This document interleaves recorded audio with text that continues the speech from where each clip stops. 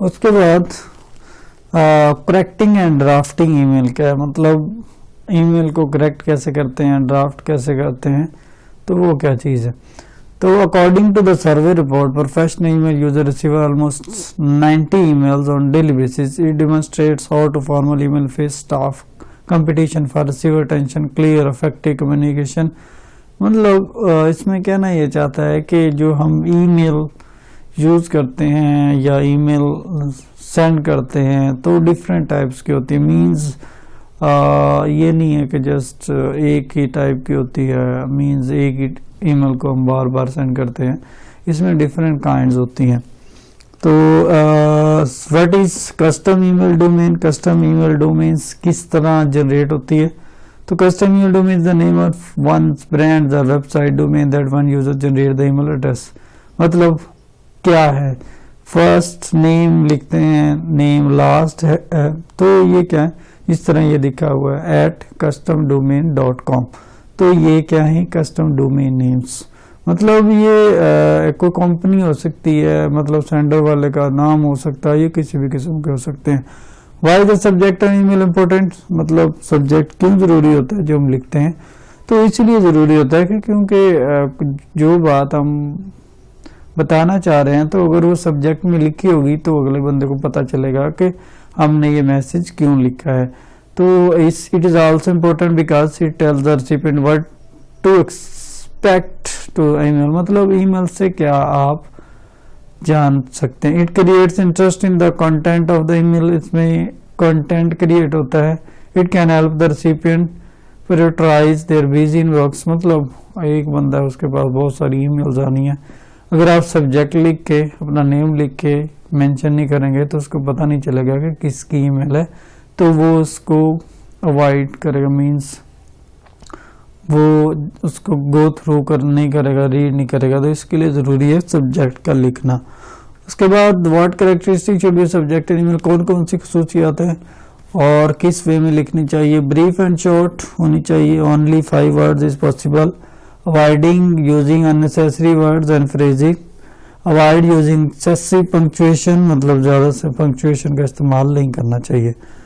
और उसके बाद word thing should be observe in format of body and email, मतलब कौन कौन सी चीज़ों का ख्याल रखना चाहिए। डोंट ओवर एक्सप्लेन, मतलब चीज़ों को ज़्यादा एक्सप्लेन नहीं करना चाहिए, टू दी पॉइंट चीज़ों को मेंशन करना। स्किप द फैंसी फॉर्मेटिंग, मतलब समटाइम वर्ड में फैंसी स्टाइल्स होते हैं, उनका इस्तेमाल करते हैं, लेकिन फॉर्मल वे में इनका इस्तेमाल नहीं करना चाहिए, इससे अवॉइड करना चाहिए। उसके बाद जो नेक्स्ट क्वेश्चन है, what are the key elements required for drafting our email.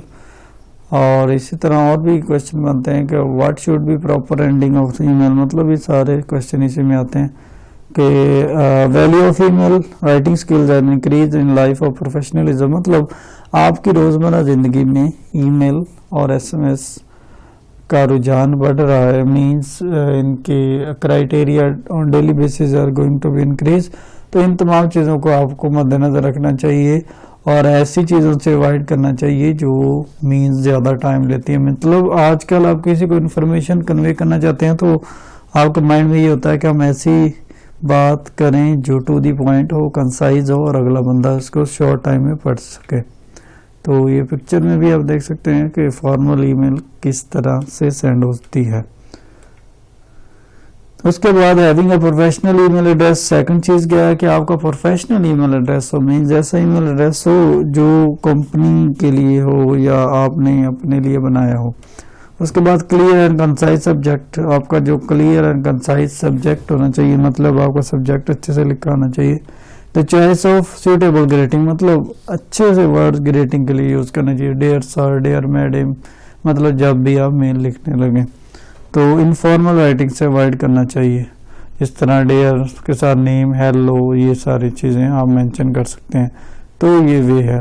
Formal salutations, formal way में क्या है, डियर प्रोफेशनल स्मिथ, उसके बाद डियर ह्यूमन रिसोर्स डायरेक्टर, तो इसमें से आप कोई भी चीज़ मेंशन करते हैं।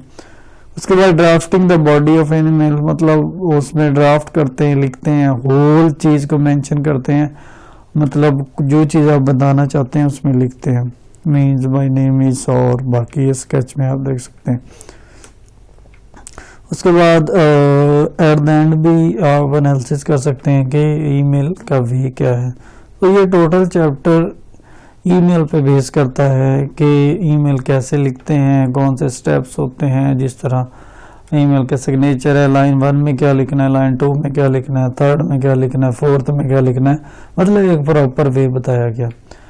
उसके बाद what steps are involve in correcting email, मतलब ईमेल को करेक्ट करने के तरीके क्या हैं। सबसे पहले flawless in grammar and spelling, मतलब ऐसे वर्ड्स लिखें जिनमें ग्रामर मिस्टेक्स ना हो, स्पेलिंग ठीक लिखे हों, इससे रीडिंग में आसानी होगी और जिसको आप सेंड कर रहे हैं वो इजी से इसको पढ़ेगा और आपको इसका आंसर दे देगा। तो इसीलिए ये ज़रूरी है कि ग्रामर और स्पेलिंग का दुरुस्त इस्तेमाल करें।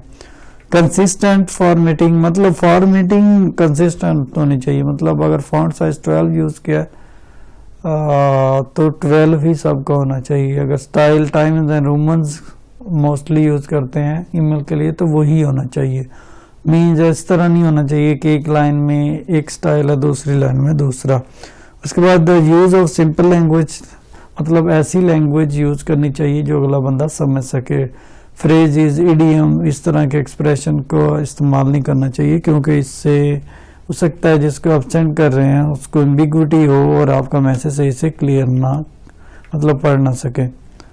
तो ये स्केच दिए हुए हैं जिसमें आप देख सकते हैं कि आपने किसी को ईमेल लिखनी है, अपने दोस्त को कैसे लिखेंगे, अपने ग्रुप को कैसे लिखेंगे, कोवर्कर को कैसे लिखेंगे। तो ये सारे स्केच दिए हुए हैं जस्ट आपके समझने के लिए कि किस बंदे को किस तरह ईमेल लिखी जा सकती है, मतलब मार्केटिंग ईमेल टू कस्टमर्स कैसे लिखी जा सकती है। तो इस टोटल चैप्टर में क्या था कि ईमेल होती क्या है, ईमेल लिखते कैसे हैं, ईमेल के पार्ट्स क्या हैं। तो मेन चीज़ बार बार वही एक्सप्लेन की गई है कि एसएमएस और ईमेल क्या है, आपकी कम्युनिकेशन का वे है। मीन्स आप इसके थ्रू अपनी बात बहुत ही जल्द पहुंचा सकते हैं, मीन्स विद शॉर्ट टाइम में। मीन्स आप किसी को कोई बात बताना चाहते हैं या मीटिंग कॉल करना चाहते हैं घर बैठे, तो आप क्या करेंगे, जस्ट एक ईमेल लिखेंगे, ईमेल लिखने के बाद उसको सेंड कर देंगे तो उन सबको आइडिया हो जाएगा। उसके साथ एक ये भी तरीका है कि आप एसएमएस भी कर सकते हैं।